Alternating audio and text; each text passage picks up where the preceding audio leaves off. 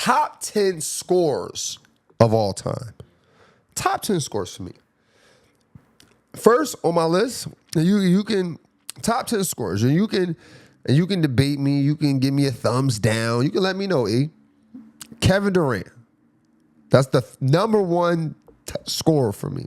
The reason why he's the number one scorer for me is because in my personal opinion, he's the only pure scorer on the list. Like when he was coming in the league, it wasn't he got to work on his left hand. He got to develop a jump shot. He got to develop it wasn't none of that. It was at worst, it was more about him gaining weight. That was it. But he's been the pure scorer. Rookie of the year because of points. Led the league in scoring. The youngest to do it at 21. So, got to give it to Kevin Durant for the first one. Then the second one, I got to say Jordan. The reason why I'm going to say Jordan for the second one is because, in my personal opinion, his moves was predictable in a way, right? He was the only one on the court who was doing what he was doing. They still couldn't stop it. No matter how much they contest, they still couldn't stop that fadeaway. No matter what they did, what double teams they say, he still figured out a way to score. Got to respect it. And when he needed to hit a three, he hit a three. Got to respect it. So I put him at 2. Again, my third should be my 2. But I got to keep holding this against him. He copy and paste Jordan. But third for me is Kobe. The reason why I say Kobe is because Kobe, the difficulties of shots he had to make. I think Kobe Bryant made the most difficult shots out of everyone. Like when it comes to contests, double clutching, Shaq being in the paint, he still got to go to the paint and score over Shaq and whoever else guarding Shaq and the other 2 guys out. And he was a high volume shooter. You know what I mean? I don't think people factor that in when it comes to scoring. Like your ability to shoot the ball a lot and not be rattled when you miss. You miss 5, 6 in a row and you're still able to keep shooting. Got to give him his respect on that. Then, you know what they don't talk about enough is LeBron. I say LeBron is the 4th best scorer of all time. The reason why I say this, we got to think about this. LeBron was in the league for 3 years from high school, averaging 31 points a game. Third in scoring. Kobe, at that year, I believe it was Kobe with 35, Allen Iverson with 33, and LeBron with 31. And this was supposed to have been the years where he couldn't shoot. So essentially, his game was predictable. His game was also in the era where it was all big. So if he couldn't shoot, that means he was jumping over people, going through people. And that's also a scoring ability. Like people don't factor that in. Like when you get contact, how many times you seen somebody get contact, you playing street ball or whatever, or open gym, and they missing an easy, somebody hit them, layup miss. It's grown men. He's a kid. They wrapping him up. Dunking on somebody is a scoring ability. People try to act like, no, there ain't no scoring ability. This is dunking. You do it. How many times you dunked on somebody in your life? I can honestly say I really started dunking all the time consistently in college, right? Like before that, yeah, I get little tip-ins or whatever, you know what I mean? But when I'm talking about my like legs strong, I can dunk, was in college. I probably dunked on 2 people my whole life. And I was dunking every day. You know what I'm saying? So for me, it's different. And not to mention for LeBron, every era he adjusted his game. He adjusted his game for every era.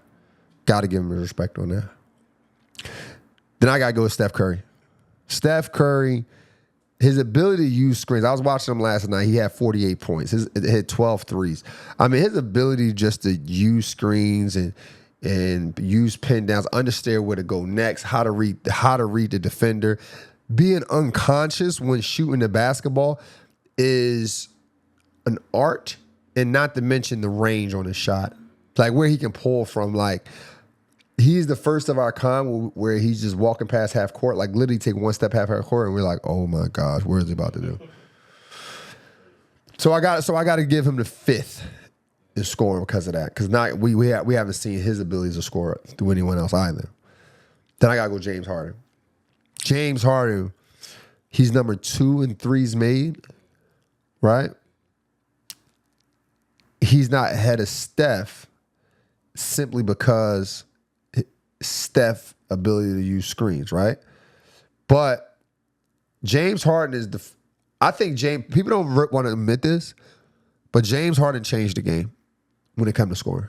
All that double step back, all that manipulating the defense, what you call them? What's the word I'm looking for? The pickups, them pickups, and he getting fouled. That stuff that Luka doing. James Harden started that. James Harden, I mean, at least he popularized it. If he didn't start it, he popularized it.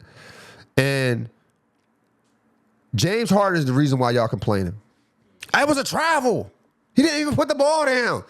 James Harden. Once James Harden knew the rules of basketball, he was like, oh, I can go behind my back with 1-2 Euro step into a 3? And everybody, listen, everyone is sick about that. They sick. I can't even watch this game. They keep traveling. James Harden changed the game. Bro averaged 36 points. Y'all want to tell me everything was a travel? Come on, bro. That's just amazing. Now I got to go with my man, Allen Iverson. Like, listen, I don't care what nobody's saying. I'm going to always find my way to put Allen Iverson in every category when it comes to scoring. Top 10. No one has done what this guy's doing, bro. What he did. 6-foot guard, speed, score on anyone. I mean, you see what he's doing, man. Gotta give it to Allen Iverson. And his scoring ability was proven when he took the Sixers to the finals. His scoring abilities, I'm telling you, man, is unmatched. At his size. We still haven't seen it. Who give me a 6-foot guard who took a team to the finals since Allen Iverson? Go ahead. In fact, listen, as much as I love everybody who I named before Allen Iverson, none of these guys could have took that 2001 team to the finals. None of them. You got LeBron on that list. LeBron, you're right. My bad. LeBron could have took him. LeBron definitely could have took him.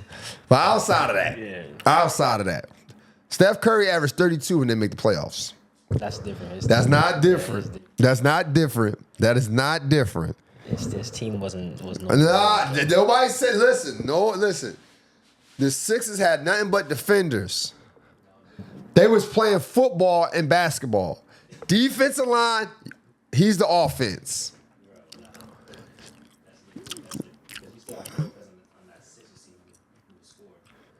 Who? I was actually looking at the final stats. Okay. You had players who scored 15, 14 points. And he scored 31, 35. That was the next leading scorer, 14, 15 points less. I mean, but they still could. This games weren't going that high. They were only going to like 90 points, 107 points. And he's scoring 60% of it. Fair enough, yes. And listen, they got defensive schemes every night for him. One night he give him 54, the next night he give him 51. Playoffs. Fair enough. Playoffs. Then I got Luka in there. The reason why I put Luka in the top 10 scorers all time is because he never let people beat him up. And then he's not the fastest, so most of his shots are contested. So his ability to make shots over length is remarkable. I do like what I see out of Luka. His ability to score with any hand, and again, just the pace. If you can control the pace, you're an amazing scorer, bro. And I'm gonna swap these two out. I had Carmelo next, but now I'm thinking about it. I'm putting SGA. I'm putting SGA ahead of him. I got SGA after Luka. SGA is my 9th spot. And here's the thing. We keep trying to act like what SGA is doing is normal, and it's not. It's just not normal. Right now, he's averaging 32 points in 33 minutes. He's averaging 32 points in 33 minutes. The only reason why he's so low on this list, because he had to develop it. He had to develop into this. But the other guys ahead of him, outside of Luka, I ain't gonna say more accomplished. The other guys ahead of him, I've witnessed Allen Iverson average over 28 points for 9 years. For 9 years. He came in Rookie of the Year. SGA didn't do that. Steph Curry showed he can win championships with his style. Of course, LeBron, of course, Kobe, of course, Jordan. Kevin Durant, just 7 foot. Again, didn't have to develop anything in the scoring. He just improved everything. Luka is ahead of him because Luka can not only give you 35 points, he also can give you 9 rebounds and 9 assists. SGA can't do it. At least he hasn't done it. So the reason why I bring that up is because I know it's hard to have that balance of scoring, rebounding, and passing. And if you can master that, you're a really good player. SGA hasn't had the need to master it, but that's the reason why he's 9th. And my last is Carmelo.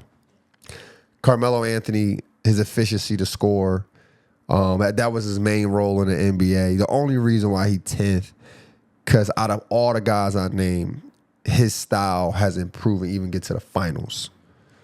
But nonetheless, still a dog, still someone. You got to remember, he won a national championship as a freshman.